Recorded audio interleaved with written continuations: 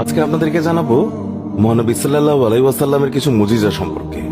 প্রখ্যাত হাদিসটি তিরমিজি শরীফ থেকে নেওয়া হয়েছে। একদিন এক ইহুদি মহিলা ইসলাম ধর্মের প্রতি অনুপ্রাণিত হয়ে ঈমান গ্রহণ করে নিল। তার একটি প্রাপ্তবয়স্কা কন্যা সন্তান ছিল। একদিন মেয়েটি আকস্মিকভাবে মারা গেল। অন্যান্য ইহুদিরা ভৎসনা দিতে শুরু করলো যে মুসলমান হবার কারণেই তোমার মেয়ে মারা গিয়েছে। ইহুদিদের এইসব বাজে কথা শুনে স্বামী স্ত্রী দুজনেই কাঁদতে শুরু করে দিলেন। বিরহ সহ্য করতে না পেরে এক পর্যায়ে দুইজনই আল্লাহ নবী সাল্লাল্লাহু আলাইহি ওয়াসাল্লামের দরবারে হাজির হয়ে আরজ করল, ইয়া রাসূলুল্লাহ, সবেমাত্র আমরা ঈমান গ্রহণ করে মুসলমান হয়েছি। কিছুদিন যেতে না যেতেই আমাদের একমাত্র যুবতী কন্যা মারা গিয়েছে। আমরা তাকে ইসলামী তরিকায় দাফনও করেছি। আমরা ঈমান গ্রহণ করার পরপরই আমাদের কন্যা মারা যাওয়াতে আমাদেরকে গোত্রীয় লোকেরা ভৎসনা দিচ্ছে। তারা বলছে ঈমান আনার কারণেই সে মারা গিয়েছে।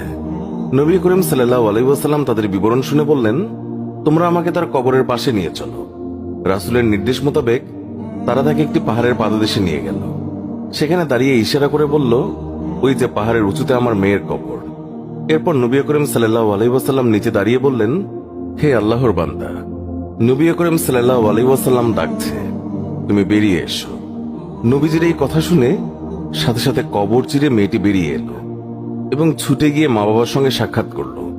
নবী করিম সাল্লাল্লাহু আলাইহি ওয়াসাল্লাম কবর থেকে বেরিয়ে আসা মেয়েটিকে বললেন, বলো, তুমি যেখানে ছিলে সেখানে যেতে চাও নাকি মা বাবার সঙ্গেই থাকতে চাও? যুবতী মেয়েটি বলল, হে আল্লাহর রাসূল, আপনি আমার জন্য দোয়া করুন যেন আমার মা বাবার অন্তর থেকে আমার মায়া চলে যায়। তারা যেন আমার জন্য কান্নাকাটি না করে। আমি আমার স্থানে চলে যেতে চাই, কারণ আল্লাহ তাআলাকে আমি আমার মা বাবার চেয়ে অধিক ভালো পেয়েছি। হে আল্লাহ, আপনি আমাদের সবার গুনাহ ক্ষমা করে দিন, আমিন। কবর হলো আখিরাতের প্রথম ঘাঁটি।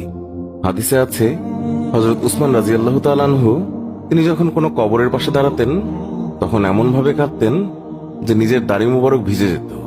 তাই একবার তাকে জিজ্ঞাসা করা হলো, আপনি জান্নাত এবং জাহান্নাম স্মরণ করে এত কাঁদেন কেন?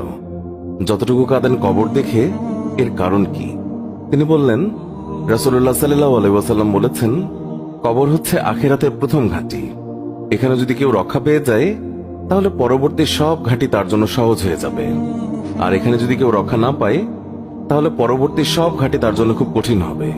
তিনি আরো বললেন, রাসূলুল্লাহ সাল্লাল্লাহু আলাইহি ওয়াসাল্লাম বলেছেন, মেরাজের রজনীতে আমি যত ভয়াবহ দৃশ্য দেখেছি তার মধ্যে কবরের আযাবই হচ্ছে সবচেয়ে ভয়াবহ। তিরমিজি, হাদিস নাম্বার 2308।